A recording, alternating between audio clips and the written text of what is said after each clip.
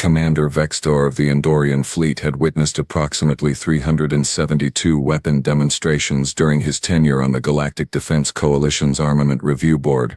He considered himself, quite reasonably, an expert on destructive technology. Plasma rifles, elegant graviton disruptors, magnificent molecular destabilizers, chef's kiss, if he had lips capable of such a gesture. So when the human engineer walked into the testing chamber carrying what appeared to be a sharpened piece of scrap metal attached to a wooden stick, Vextor experienced something his species rarely felt: second-hand embarrassment. Esteemed council members, the human woman said, her voice steady despite the barely concealed snickering rippling through the observation deck. My name is Kira Vance, and I'm here to present a weapon system that has served humanity for over 10,000 years. She held up the object. It looked like something a child might craft in a remedial metalworking class. The blade, if one could call it that, was roughly wedge-shaped, attached to a handle that appeared to be carved from actual tree matter, not synthetic composite, not nano-enhanced polymer, actual dead plant fiber. Counselor Rethsen, a Peluvian whose species had mastered energy weapons before humans discovered fire, let out a whistling laugh through his breathing slits. Is this a joke? Did the humans send us a comedian instead of an engineer? Kira's expression didn't change. Vextor found that mildly interesting. Most species, when mocked by a Peluvian, showed some physiological stress response. Humans, apparently, just stood there with that unsettling stillness they were known for. This, Kira continued, rotating the primitive weapon in her hands, is called a throwing axe. Before you dismiss it entirely, I'd like to request a simple demonstration. By all means, Vextor said, gesturing with his primary manipulator appendage. Might as well let this play out. The entertainment value alone would make the requisition forms worthwhile. Tech Officer Mern, please activate a standard target drone. Standard, sir. Mern's antennae twitched with what Vextor recognized as confusion. For a thrown projectile? Shouldn't we use something more appropriate? Perhaps a stationary gel block? Standard drone, Vextor repeated. Let the humans learn this lesson quickly. Their species had only joined the coalition 6 months ago. They needed to understand that the galaxy operated on a different technological level than their quaint little planet. The target drone materialized in the testing range, hovering 3 meters off the ground. It was equipped with Class C deflector shields, the same kind used on reconnaissance vehicles. Overkill for a chunk of metal, certainly, but regulations were regulations. Kira stepped up to the firing line, that ridiculous weapon held loosely in her right hand. She was small by human standards, Vextor noted from her file. Approximately 163 centimeters, 62 kilograms. Her species averaged larger, which meant she was either young or simply built on a lighter frame. Whenever you're ready, Engineer Vance, Vextor said, settling back into his observation chair. This would take approximately 4 seconds. 3 for her to throw the primitive tool, 1 for it to bounce harmlessly off the shield, and then they could move on to actual weapon systems. Kira's arm moved. That's the only way Vextor could describe it later in his incident report. Her arm simply moved. There was no wind-up, no elaborate throwing motion like he'd seen in human recreational activities. One moment the axe was in her hand, the next it was a blur crossing the 30-meter distance to the drone. The sound came first, a sharp crack that made every being in the observation deck flinch. Then came the visual. The drone's shield flickering, sputtering, and collapsing entirely as the axe punched through it like it was decorative tissue paper. The blade buried itself in the drone's central processor with a meaty thunk that seemed impossibly loud in the suddenly silent chamber. The drone fell from the air, sparking and dead. Kira turned back to face the observation deck, her expression still neutral. Questions? Vextor's 3 hearts were doing something rhythmic and uncomfortable in his chest cavity. That shield could withstand sustained pulse rifle fire for 90 seconds. It could deflect micro-missiles. It had in previous tests laughed in the face of shaped charges. It had not survived 4/10 of a second against a sharp rock on a stick thrown by a small human female. Counselor Rathsen had stopped whistling. Vextor's memory cores replayed the scene from 6 months prior with perfect clarity, which was at this particular moment unfortunate. He would have preferred a faulty recollection. The human delegation had arrived at Coalition headquarters aboard a vessel that barely qualified as faster-than-light capable. It limped into dock like a wounded sand crawler, burning fuel inefficiently and broadcasting radio signals that any competent military force could intercept from 3-star systems away. The Andorian High Command had immediately classified humanity as Category 7, technologically inferior, strategically negligible, potentially useful as a buffer zone. "We wish to contribute to the Coalition's defense initiatives," the human ambassador had announced. His name was Gerald Chen, and he had the audacity to smile while saying it, as if offering primitive assistance to a multi-species alliance that had been defending the galaxy for 4,000 years. Vexthor had reviewed their weapons catalog with growing amusement. Kinetic firearms that required chemical propellants, explosive device that needed physical detonation, missiles that flew in predictable arcs. It was like watching a species try to fight a forest fire with spit and determination. Your conventional armaments are, how should I phrase this diplomatically, outdated by approximately 2,000 years, Vexthor had explained during the initial assessment meeting. "We appreciate your enthusiasm, but the Coalition faces threats that your projectile weapons simply cannot address. The Krill Swarm uses adaptive bioarmor. The synthetic Concordat employs phase-shifting assault units. Your bullets would be, and I mean this with utmost respect, completely useless." Gerald Chen had nodded, still smiling that unsettling human smile. "We understand. However, we'd like to propose something unconventional, more unconventional than chemical explosives." Councillor Rathsan had muttered. "We'd like to demonstrate some of our historical weapon systems," Chen continued, ignoring the comment. "Tools and armaments that predate our modern military by centuries, sometimes millennia." The silence in the chamber had been profound. "You want," Vexthor said slowly, ensuring his translator was functioning correctly, "to show us weapons that are outdated even by your own primitive standards." "Precisely. Why in the name of the first stars would we waste Coalition resources evaluating weapons your own species abandoned?" Chen's smile had widened. "Because we didn't abandon them due to ineffectiveness, Commander. We abandoned them because we found more efficient ways to kill each other from greater distances. But efficiency and effectiveness aren't always the same thing. Our historical weapons have one advantage your energy-based systems lack. And what advantage would that be? They're kinetic. Pure, simple physical force. No energy signature to detect, no emissions to track, no power source to drain, just mass, velocity and several thousand years of refined technique." Vexthor had authorized the demonstration request mostly out of morbid curiosity. The paperwork alone would be comedy material for months. Testing Stone Age technology in a facility designed to evaluate weapons capable of cracking planets. Absurd. Entertaining but absurd. He had expected primitive spears, maybe some archaic bladed weapons, something quaint to photograph for the Coalition archives under the category of galactic oddities. He had not expected Kira Vance and her ancestors' nightmare on a stick to demolish a military-grade shield like it was made of wishful thinking and prayer. His past self had been an idiot. The observation deck remained frozen in what Vexthor could only describe as collective stupefaction. 17 different species, representing the Coalition's finest military minds, stared at the sparking remains of the target drone with expressions ranging from disbelief to existential crisis. Tech Officer Murn broke the silence first, his antennae rigid with confusion. "Commander, the shield integrity readings must be malfunctioning. There's no possible way a non-powered projectile achieved penetration velocity sufficient to overcome Class C deflector technology. Run a diagnostic," Vexthor ordered, his voice coming out rougher than intended. His translator chip was probably malfunctioning too, because surely he hadn't just witnessed what his visual receptors insisted had occurred. Down in the testing range, Kira walked calmly to the fallen drone and pulled her axe free with a casual yank that suggested she'd done this approximately 10,000 times before. She examined the blade, wiped something off it with her thumb and returned to the firing line. "Diagnostic complete, sir," Murn announced, his tone suggesting he wished the diagnostic had been incomplete. All sensors functioned within normal parameters. The shield was operating at full strength when it failed. Councillor Rothson's breathing slits fluttered rapidly. A Peluvian stress indicator. Impossible. The kinetic energy required to breach that shield would demand velocities approaching .003 light speed. No biological organism can generate that kind of force through muscle contraction alone. "Perhaps it's the metal composition," offered Councillor Tilmara, a crystalline being whose species communicated primarily through light refraction. Her surface flickered nervously. "Some unknown earth alloy with exotic properties?" Vexthor activated the analysis scanner, targeting the axe in Kira's hand. The results appeared on his screen instantly. Iron, carbon, chromium, standard steel composition. Nothing exotic.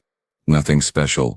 Just sharpened metal that had somehow decided to violate several fundamental laws of physics. Engineer Vance. Vextower activated the communication channel, proud that his voice only trembled slightly. Would you mind explaining what just happened? Kira looked up at the observation deck, shielding her eyes from the testing range's overhead illumination. I threw my axe. It hit the target. Was the demonstration unclear? Several council members made choking sounds. The demonstration was perhaps too clear, Vextor replied. What I meant was, how did a primitive throwing weapon penetrate military-grade shielding? Oh, that. Kira hefted the axe, spinning it casually in her grip. The council members nearest the observation window flinched backward. Your shields are designed to dissipate energy over a wide surface area, right? Spread the impact. Reduce the force per square centimeter. Correct. Murn said, his voice academic despite his obvious distress. Standard deflection physics. Energy distribution reduces penetration capability. Right. But my axe doesn't care about your energy distribution. Kira pointed to the blade's edge. This focuses all the kinetic energy into a surface area of approximately 0.5 square centimeters. Your shield tried to spread the impact, but there wasn't enough surface area to spread it to. The force per centimeter ratio exceeded your shield's dispersion threshold, so it punched through. She said this like she was explaining basic mathematics to younglings. But the velocity, Tilmara protested, her crystalline structure pulsing with agitated colors. The required velocity to generate sufficient force. No biological being should be capable of that. Kira's mouth quirked upward in what Vextor had learned was a human smile. It looked predatory. You'd be surprised what humans are capable of, counselor. We evolved on a planet with 1.3 times galactic standard gravity. Our muscle density is approximately 40% higher than most spacefaring species. What feels like a casual throw to me generates force that your shields weren't programmed to anticipate. One throw could be a fluke, Counselor Rathson said, his whistling voice regaining some of its earlier condescension. Coincidence, favorable angles, shield malfunction despite the diagnostics. I propose we test again with multiple shield configurations. Happy to oblige, Kira said cheerfully. Tech Officer Murn deployed 3 more drones, each equipped with different shielding types. Class C deflector like before, Class B military-grade barrier, and a Class A personal defense shield typically reserved for high-value targets. The drones arranged themselves at varying distances: 20 meters, 40 meters, and 60 meters. All 3 targets are active and shielded, Commander, Murn reported. His antennae were drooping now, a sign of resignation. Proceed when ready, Engineer Vance, Vextor said, leaning forward in his observation chair despite himself. Kira didn't even stretch or warm up. She simply drew her arm back and threw. The axe spun through the air with a whistling sound that seemed somehow reproachful, as if the weapon itself was annoyed at being doubted. It struck the nearest drone's Class C shield, punched through like the shield was a polite suggestion rather than a barrier, and continued spinning. The blade severed the drone's stabilizer, causing it to lurch sideways directly into the path of the second drone. They collided with a spectacular crunch of metal and sparking circuitry. The axe, undeterred by this mechanical carnage, ricocheted off the wreckage at an angle that seemed mathematically improbable and struck the third drone's Class A shield. There was a brilliant flash as the shield overloaded, trying to compensate for the concentrated kinetic impact, then failed completely. The axe embedded itself in the drone's central core. All 3 drones fell to the testing range floor in a heap of smoking technology and shattered assumptions. Kira walked over, stepped on one drone for leverage, and yanked her axe free. She looked up at the observation deck and shrugged. Nobody laughed this time. Vextor authorized an emergency technical analysis team to enter the testing range before Kira had even returned to the observation deck. 6 specialists in various fields of weapons technology descended on the wreckage like scavengers on a fresh carcass. Scanners humming, data tablets recording every microscopic detail. Lead physicist Dr. Quomtar, a Vorsian whose species had invented energy shielding technology 1800 years ago, examined the penetration points with 4 of his 7 eye stalks, while the remaining 3 swiveled nervously. This is, forgive my language, completely unacceptable according to every established principle of defensive physics. Show me the calculations, Vextor demanded, pulling up the data stream on his command tablet. The numbers appeared, and they made his 3 hearts sink in his chest cavity. The axe had been traveling at approximately 47 meters per second when it impacted the first shield. That velocity should have been laughable. Plasma bolts traveled at light speed. Graviton pulses warped space-time itself. 47 meters per second was slower than most atmospheric transit vehicles. The velocity is irrelevant when the mass concentration is this extreme, Dr. Quamtar explained, highlighting a three-dimensional model of the impact.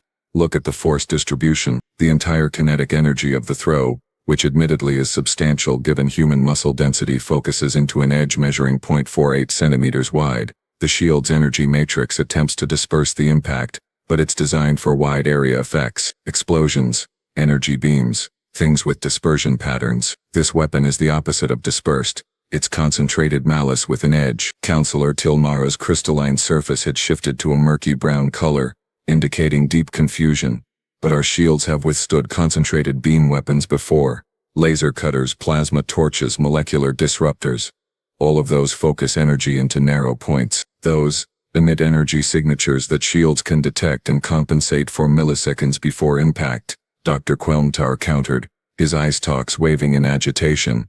This primitive weapon has no energy signature, no electromagnetic emissions, no thermal bloom, nothing. The shield's predictive algorithms never engaged because there was nothing to predict. By the time the physical mass registered on sensors, it was already punching through the barrier. That's ridiculous, Counselor Rathzen wheezed, his breathing slits working overtime.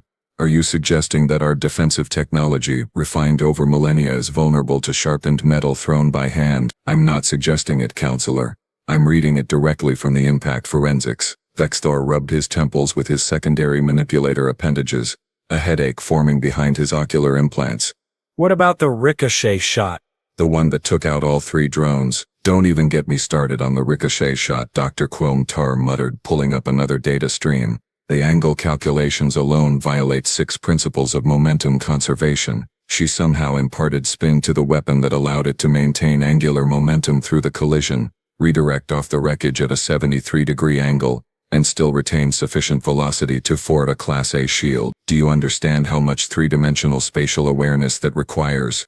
The human brain processed trajectory, mass, velocity, collision dynamics, and secondary impact vectors in approximately 0.8 seconds. Maybe she got lucky, someone suggested weakly from the back of the observation deck. Twice, Dr. Quamtar's eye stalk swiveled to fix the speaker with a withering stare. She got lucky twice in a row with completely different shield configurations and drone positions. Vexthor made a decision he suspected he would regret. Bring her back. I want another demonstration. Commander, with respect, how many more drones do you want destroyed? Myrn asked. All of them if necessary. Set up 10 targets this time. Varying distances, different shield types, randomized positions. If this human can replicate these results against multiple targets under controlled variables, then we need to completely recalibrate our understanding of kinetic warfare. And if she can't replicate the results? Tilmara asked hopefully. Vexthor looked down at the testing range where Kira stood examining her axe blade, running her thumb along the edge with casual familiarity. Then we'll know the first demonstration was an anomaly, file a curious incident report, and move on with our lives. He didn't believe that for a second, and judging by the expressions on the council members' faces, neither did they. Dr. Quamtar began deploying additional target drones, muttering calculations under his breath about muscle fiber density and primitive violence. Vexthor suspected the physicist's entire worldview was currently experiencing catastrophic structural failure. He could relate. The galaxy had seemed so much simpler 3 hours ago, before humanity decided to weaponize basic physics and ruin everyone's day. 10 target drones materialized in the testing range, arranged in a configuration that Dr. Quamtar assured everyone was scientifically randomized. 3 hovered at standard height, 4 were positioned near the ceiling supports, 2 hugged the floor, and 1 sat dead center at maximum range 90 meters from the firing line. This is excessive, Kira observed, returning to her position. I only brought 1 axe. You won't need more than 1, Vexthor said, suspecting he was about to regret this entire military career. Demonstrate your maximum capability, Engineer Vance. Show us what this weapon system can actually do. Kira tilted her head, considering the layout. Then she smiled, that predatory human smile again. You want maximum capability? Alright, don't blink. She threw. The axe hit the nearest drone, carving through its Class B shield like the barrier had personally offended it. But instead of embedding in the machinery, the blade caught the drone's edge at an angle, redirecting upward. The weapon spun toward the ceiling support beam, which was constructed from reinforced titanium composite rated to hold 6,000 kilograms. The axe severed it. The beam groaned, sagged and collapsed onto two of the elevated drones, crushing them like discarded beverage containers. The axe ricocheted off the falling beam, angled downward, and punctured a floor-level drone before bouncing horizontally toward the far wall, where it struck the reinforced barrier plating. The barrier, designed to contain explosive detonations up to Class 5 yield, developed a crack that spiderwebbed outward with a sound like breaking ice. The axe rebounded again, now traveling parallel to the ground, and took out another drone at knee height before finally embedding itself in the center-range target with a decisive thunk. Silence filled the observation deck like a physical presence. 6 drones destroyed, 1 support beam severed, barrier plating compromised, 1 axe, 1 throw. Sweet merciful stars, Myrn whispered, his antennae lying completely flat against his head in submission. Counselor Rathazen made a sound like air escaping from a punctured seal. That's not possible. That can't. The angles alone. The force retention through multiple impacts. This violates this. I need to sit down. He was already sitting down. Emergency meeting, Vexter announced, his voice sounding distant to his own auditory receptors. All council members, conference room 7, immediately. Dr. Quilmantar, I want a full physics report on my desk in 1 hour explaining how any of what we just witnessed is possible. Commander, I'm not sure I can, the physicist protested weakly. Then explain why it's impossible in a way that accounts for the 6 destroyed drones currently sparking on the testing range floor. Vexthor activated his communicator to the Coalition's military command. This is Commander Vexthor, authorization code 97 Echo Delta. I need an immediate tactical assessment team assembled. Priority classification critical. Nature of the threat, Commander. The response came. Vextor watched Kira walk across the testing range, step over wreckage and retrieve her axe from the final drone. She checked the blade for damage, seemed satisfied and tucked it into a loop on her belt like she'd just finished a routine equipment check. The threat, Vextor said slowly, is that we've been designing our defensive systems under fundamentally flawed assumptions for approximately 4,000 years. And a human just proved it using a weapon her species invented before they discovered metalworking. A pause on the other end. Sir, could you repeat that? You heard me correctly. Assemble the team. We have a lot of security protocols to reconsider. Down in the testing range, Kira looked up at the observation deck and gave a small wave. Vextelver's 3 hearts were doing something arrhythmic and deeply concerning. The emergency meeting was going to be a nightmare. Conference room 7 had never felt so small despite being designed to accommodate 47 different species comfortably. Vextites stood at the head of the tactical display table while Dr. Quilmantor projected 3-dimensional models of human musculature that looked frankly terrifying when rendered at scale. Let me ensure I understand this correctly, Counselor Tilmara said, her crystalline structure flickering between confused purple and alarmed orange. Humans are physically stronger than 83% of known spacefaring species, and we classified them as Category 7, minimal threat. In our defense, Myrn offered weakly, they're smaller than most military-capable species. Their average height is only 1.7 meters. We assumed, quite reasonably I thought, that smaller meant weaker. Dr. Quelmtar made a derisive sound through his breathing apparatus. That assumption ignores planetary evolution entirely. Earth's gravity is 1.3 times galactic standard. Every single human evolved under constant pressure that would exhaust most of us within hours. Their bones are denser. Their muscle fibers are compacted. Their cardiovascular systems pump harder just to maintain basic function. He highlighted a cross-section of human muscle tissue next to Mondorian tissue. The difference was startling. Where Vextelvor's species had elegant elongated muscle fibers optimized for efficiency, human muscles looked like tightly wound cables, layered over each other in redundant systems. They're built like biological siege equipment, Dr. Quilmtar continued. Look at this skeletal structure. Their bones can withstand impacts that would shatter most species' frames. Their joints are reinforced with cartilage and connective tissue that functions like natural shock absorbers. And here's the part that should concern everyone. They don't even realize how strong they are relative to galactic norms because on their own world they're average. Counselor Rathsen had regained some composure, though his breathing slits still fluttered nervously. What about fatigue? Surely maintaining that muscle density requires enormous energy expenditure. They must tire quickly. Actually no. Dr. Quelmtar pulled up metabolic comparison charts. Human endurance is frankly absurd. Their ancestors hunted prey by literally chasing animals until the prey collapsed from exhaustion. They call it persistence hunting. Some humans can run for hours, even days, without stopping. Their cooling system, the sweating mechanism, is remarkably efficient at heat dispersion. Vextor felt something cold settling in his primary stomach. So when Engineer Vance threw that axe multiple times without visible fatigue, she was barely exerting herself by human standards. I reviewed her physiological readings during the demonstration. Her heart rate increased by 12%. 12.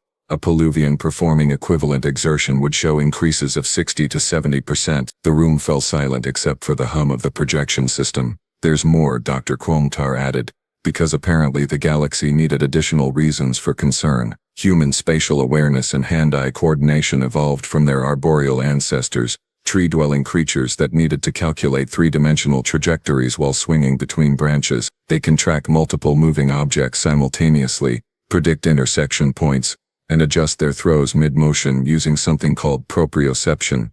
That ricochet shot that destroyed 3 drones, she calculated that trajectory instinctively, probably in under a second. Instinctively, Vextelva repeated flatly. Their brains are wired for kinetic problem-solving. Throw rock, hit target, eat dinner. Millions of years of evolutionary programming. Counselor Tilmara shifted to a pale yellow, indicating resigned acceptance. So what you're telling us is that humans are dense-boned, high-endurance, precision-targeting biological weapons platforms that evolved under extreme gravity, and we invited them to join the coalition thinking they needed our protection. That's an accurate summary, yes. Vextor looked around the conference table at the assembled military leadership of the Galactic Defense Coalition. Every face, regardless of species, wore the same expression, the dawning realization that perhaps, just perhaps, they had fundamentally misunderstood what humanity was bringing to this alliance. I want full combat trials, Vextor announced. If one human with one primitive weapon can devastate our defensive systems, I need to know what happens when they encounter actual combat scenarios. Are you certain that's wise, Commander? Myrn asked quietly. Vextor thought about Kira's casual wave after destroying 6 drones and compromising their testing facility's structural integrity. Wise? Absolutely not. Necessary. Without question. The formal request took 30 minutes to draft, and required signatures from 7 different department heads, which Vextelvor considered a new personal record for military bureaucracy. The message transmitted to Kira's temporary quarters was deliberately professional, carefully worded to avoid any suggestion that the entire coalition military command was experiencing collective panic. Her response arrived 4 minutes later. Sure, sounds fun. When? Sounds fun. The human thought combat trials against military-grade attack drones sounded fun. Vextor was beginning to understand why Earth's history files were 70% warfare. The combat simulation arena occupied sub-level 9 of the Coalition headquarters, a massive cylindrical space designed to replicate battlefield conditions, 40 meters in diameter, 15 meters high, with variable terrain generators and environmental controls that could simulate everything from frozen wastelands to volcanic hellscapes. Standard combat drone configuration? Tech Officer Myrn asked, pulling up the arena control interface. Negative, Vextor decided. Use the Mark 7 hunter-killers. The ones we deploy against Krull Swarm infiltrators. Every head in the control room turned toward him. Commander, those are designed to eliminate heavily armored targets, Dr. Quomtar protested. They're equipped with plasma cutters and kinetic dampeners. Against an unarmored human with a hand weapon, that's not a test. That's an execution. Engineer Vance destroyed 6 shielded drones and structural supports with 1 throw. Vextor countered. I think she can handle it. Besides, we need realistic data. If humans are going to integrate into coalition forces, we need to know their combat limitations, not just their party tricks. Down in the preparation area, Kira was stretching, rolling her shoulders and neck with movements that produced audible popping sounds that made several observers wince. She'd changed into what she called tactical gear, fitted black clothing that apparently provided 0 protection but allowed full range of motion. She carried 3 throwing axes now, secured in loops across her back. 3 axes. Counselor Rathson observed from the viewing gallery. She brought 3 axes to fight automated killing machines. Want to place a wager on the outcome? Counselor Tilmara asked, her crystalline structure flickering with what might have been amusement. That's highly inappropriate for military officials, Rathson replied primly. I'll put 50 credits on the human lasting under 2 minutes. Someone called from the back of the gallery. 70 credits says she doesn't land a single hit. Another voice added. Rithazen's breathing slits fluttered.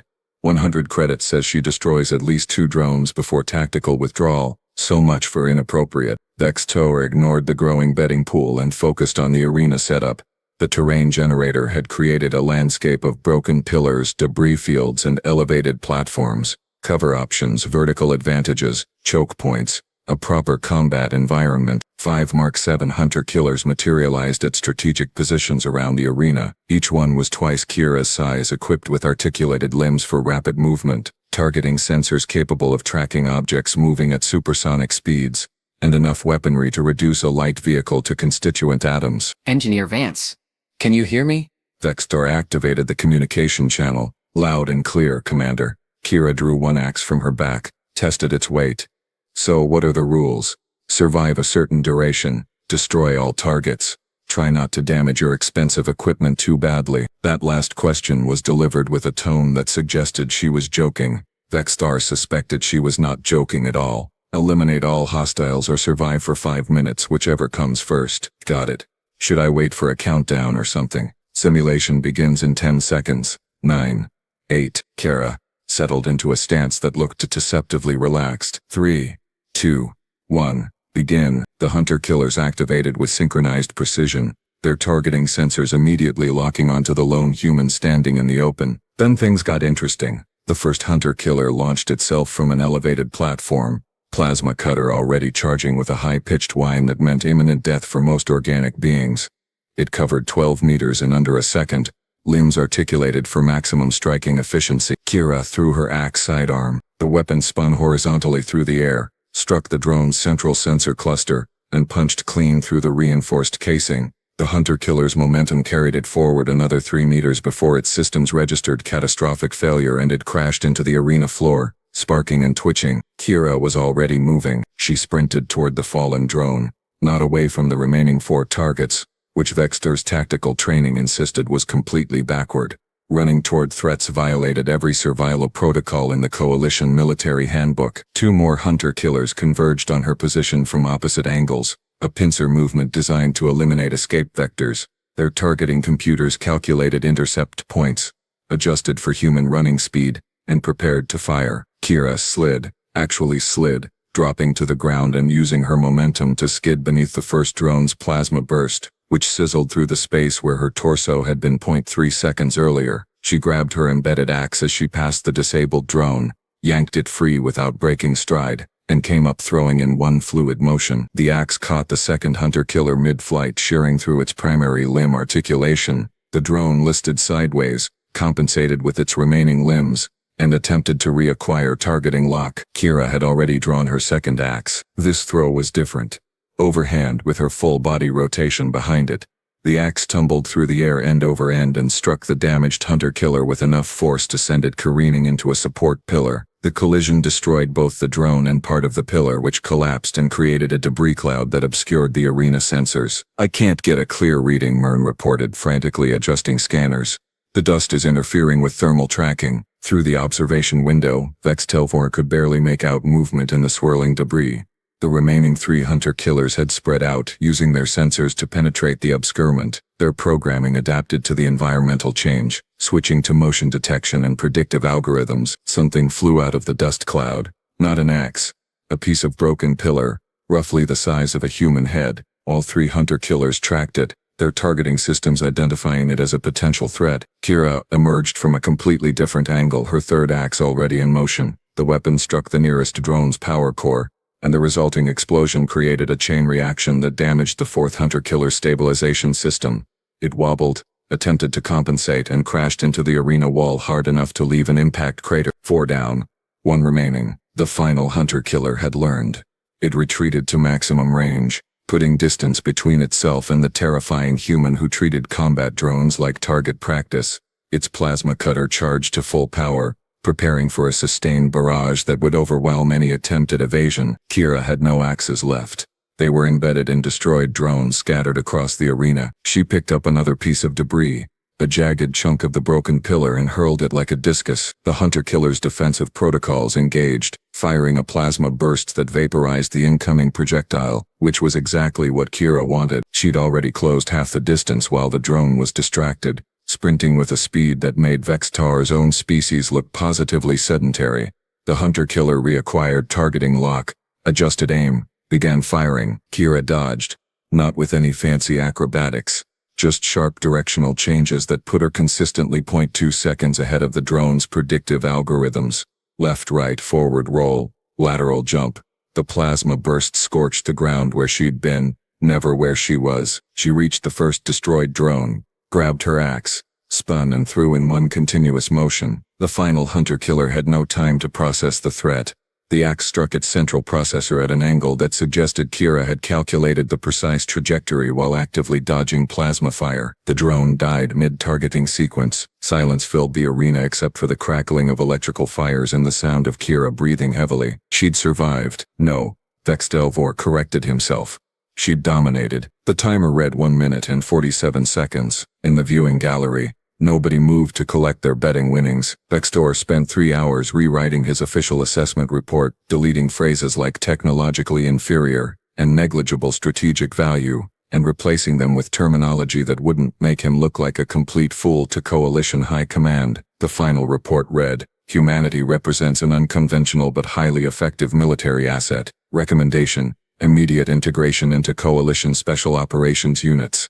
Secondary recommendation: comprehensive review of all defensive systems with focus on kinetic vulnerability assessment." He paused, considered his career longevity and added, "Tertiary recommendation: never, under any circumstances, underestimate human capability based on perceived technological simplicity." The response from High Command arrived within 6 hours, which was approximately 5 hours and 30 minutes faster than usual.